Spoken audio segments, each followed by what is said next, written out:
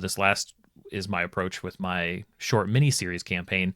If my party's going to run off the rails and say, no, we want to steal the pirate ship and we're going to go north rather than east, I would say, okay, pause, like above table, like the game I've created is over there. Hey, Stevon, what's your best recommendation for keeping them on the tracks if they're going really far off? Sometimes you just have to gamify the game. You just have to expose the game a little bit. And I know this was something that it took me a little while to really embrace and really try to experiment with. I credit a couple of specific Matt Colville videos kind of pushed me over the edge and like, I need to try this technique a little bit more.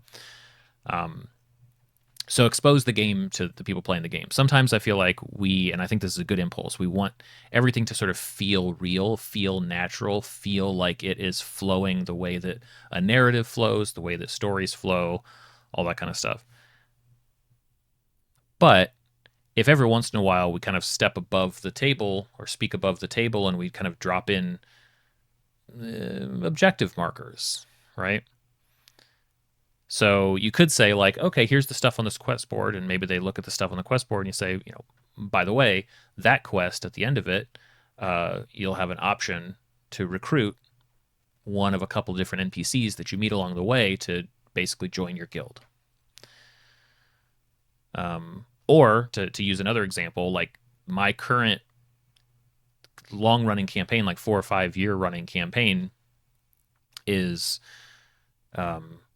basically on rails for this final section of the game. They're kind of doing a run up to the finale, sort of.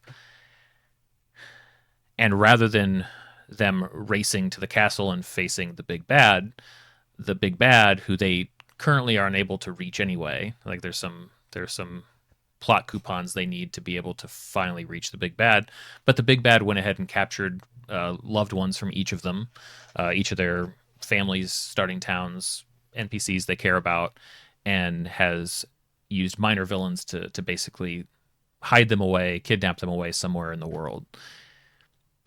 Because the big bad is trying to ascend to godhood and needs this like month or 2 month long, who knows how long, he needs a bunch of time to do his ascension, and he wants to be left alone. So he basically taunts the party. He says, listen, I could take you guys out now,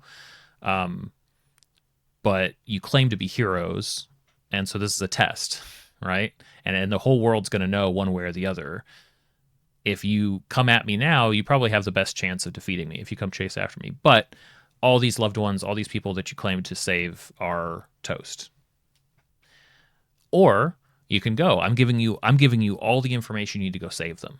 This one's in hell. This one's on an island. These are trapped underneath this dwarven city. Go for it. But I guarantee you, by the time you save all of your friends, I'm going to be a god, and you're going to be facing one rather than facing me now.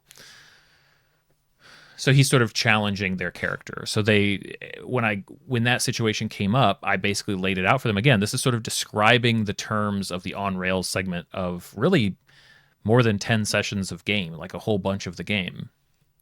And when I laid it out, I said, if you guys go after the big bad right now, he will not be a god.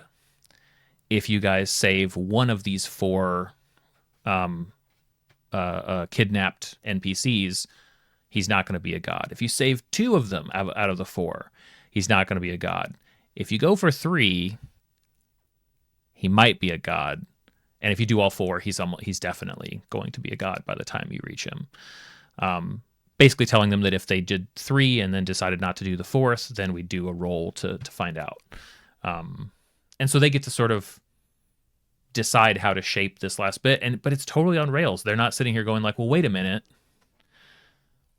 We have all these abilities. We're 15th level. Let's twist time. Let's stop time. Let's do portals. I said, guys, none of that's a thing.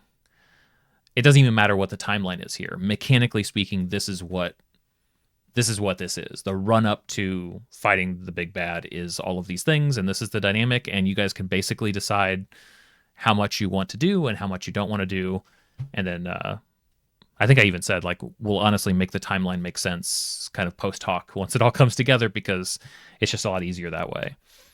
And I did that because I didn't want to give them a ticking clock, because honestly, they probably would have been able to beat it if I said, like, if the big bad's like, okay, in 1 week I will be a god and all of these people are captured, the party could probably have all four of them saved in like 2.5 days, right? Because they could look and they could go, okay, they would do a timeline problem, they would do math, and they would go like, okay, we can do this thing and get the minimum amount of rest, and then we can jump through this portal here, and then we can do a rest there. They would be able to time crunch all of that in. That's not really what I wanted this to be. I wanted it to be comfortably on rails. Now those are two specific examples. I would say generically, how do you keep people on track? Multiple levels, right? The topmost one is there can be and there should be some pressure in the game world for them to continue forward. There can be, that's sort of the stick. You can use the carrot, right? There could be a benefit to moving forward in the path that you've laid out. And then I think at a certain point, especially if like this would be my approach, these two things, and then this last is my approach with my short mini series campaign. If my party's going to run off the rails and say, no, we want to steal the pirate ship and we're going to go north rather than east, I would say, okay, pause, like above table, like the game I've created is over there. If you guys go up there, that's fine, but basically the campaign's over. You guys opt out, right? It's like flipping to the back of a choose your own adventure. It's like, I guess you don't want to read this type of book. That's okay. We can play something else. Let's figure something else out. I think at a certain point it's perfectly reasonable and should be expected, I think, for DMs to say, hey, that's fine. Maybe we don't want to play this sort of game right now. But anyway, hope that helps. If they choose to go a different direction, now the town they're going to has the quest in it. The quantum ogre. Jesse, are you a prolific? Do you feed the quantum ogre? Are you the one keeping it alive? It's a tactic, but you notice I didn't suggest that one. It's fine. I understand it, but I don't recommend it. Personally, I don't use it. Say they're thinking of doing X, Y, or Z next week. I'll work on X, Y, or Z so they have options. Totally. Yeah.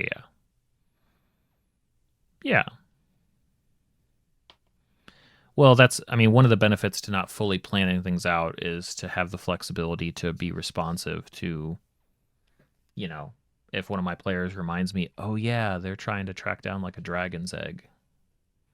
Maybe I've forgotten about that for a few weeks. Let me make sure there's something in the next place that they go.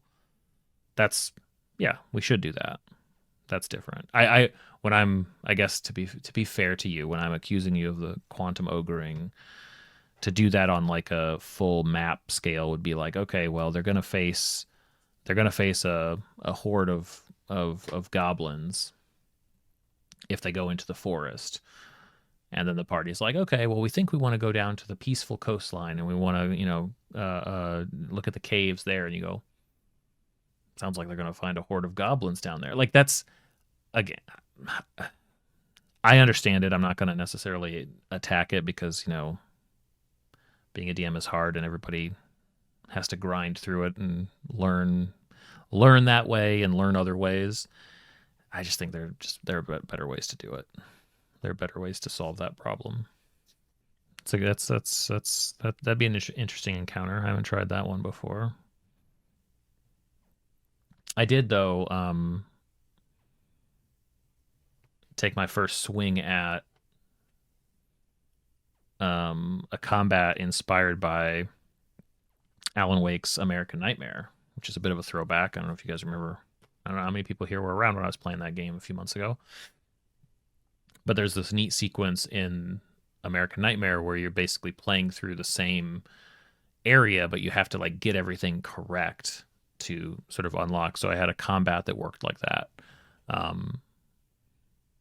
where the players were basically experiencing the seer's vision of the seer's corrupted memory of an event. So it's like they were in like a room, like a dark room, holding hands with the seer, and the seer is projecting this into their minds. And each time they kind of played through the scenario, she's like, "No, I think somebody fell in the river." So then the players are like, "Okay," and one of them jumps in the river, and it's like, "Ah, yeah, that's right." And then more evolves in the scene. It was fun. I definitely didn't do it perfectly, but I'm intrigued by that type of template for a for an encounter. It's using a combat encounter as a puzzle, which I feel like is a really fun thing to try and do.